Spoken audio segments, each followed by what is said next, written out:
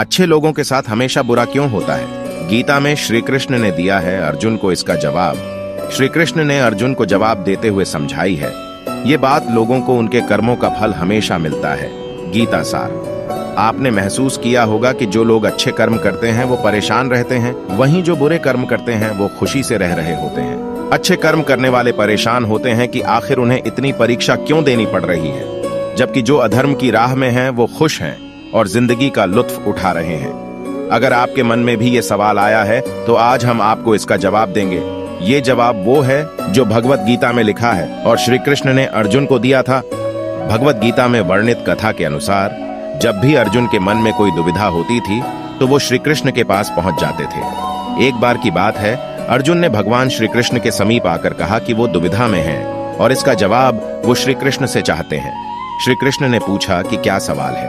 अर्जुन ने कहा, मुझे ये जानना है कि अच्छे लोगों के साथ हमेशा बुरा ही क्यों होता है, वहीं बुरे लोग खुशहाल दिखते हैं। अर्जुन के मुंह से ऐसी बातें सुनकर श्री कृष्ण मुस्कुराए और कहा, मनुष्य जैसा सोचता है और महसूस करता है वैसा कुछ नहीं होता है, बल्कि अज्ञानता की वजह से वो सच्चाई नहीं समझ पाता है। अर्जुन उनकी ये बात समझ नहीं पाए। इसके बाद श्री कृष्ण ने क्या कहा वो जानते हैं।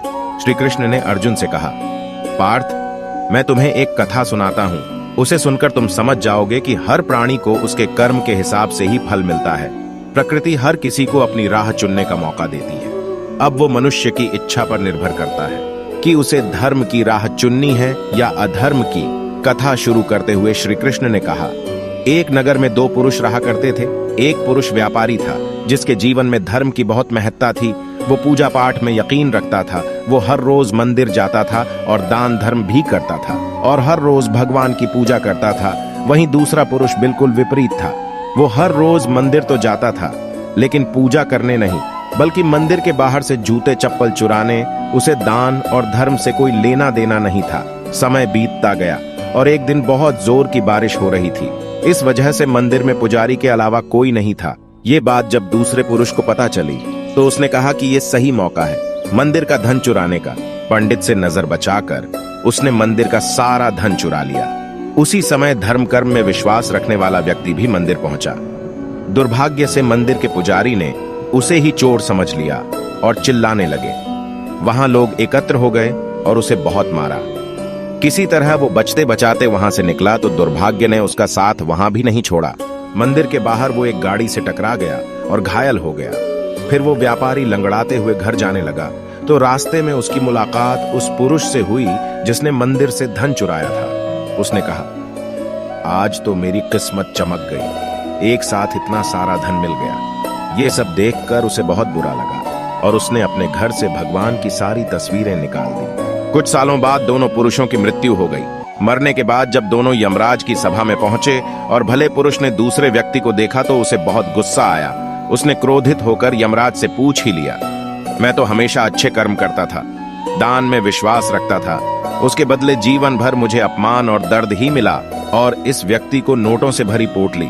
आखिर ऐसा भेदभाव क्यों? इस पर यमराज ने कहा, पुत्र, तुम गलत समझ रहे हो। जिस दिन तुम्हारी गाड़ी से टक्कर हुई थी वो दिन तुम्हारे जीवन का आखिरी दिन था, परंतु तुम्हारे अच्छे कर्मों की वजह से तुम्हारी मौत सिर्फ एक छोटी से चोट में बदल गई। तुम इस दुष्ट व्यक्ति के बारे में जानना चाहते हो। दरअसल इसके भाग्य में राजयोग था, मगर इसके कुकर्मों और अधर्म की वजह से वो सिर्फ एक छोटी सी धन की पोटली में बदल गया। कथा सुनाने के बाद श्री कृष्ण अर्जुन से कहते हैं, पार्थ, क्या अब तुम्हें तुम्हारे सवाल का जवाब मिल गया? ऐसा सोचना कि भगवान तुम्हारे कर्मों को नजरअंदाज कर रहे हैं, ये बिल्कुल भी सत्य नहीं है। भगवान हमें कब क्या किस रूप में दे रहा है मनुष्य को समझ में नहीं आता है, मगर आप अच्छे कर्म करते रहें तो भगवान की कृपा हमेशा बनी रहती है। इसलिए अपने अच्छे कर्मों को बदलना नहीं चाहिए, क्योंकि उसका फल हमें इसी जीवन में मिलता है। इसलिए मनुष्य का फर्ज है कि वो हमेशा अच्छे कर्म करते रहे, क्योंकि श्री कृष्ण ने गीता में भी बताया है कि किसी के द्वारा किया गया कर्म बेकार नहीं जाता है, चाहे वो अच्छा हो या बुरा।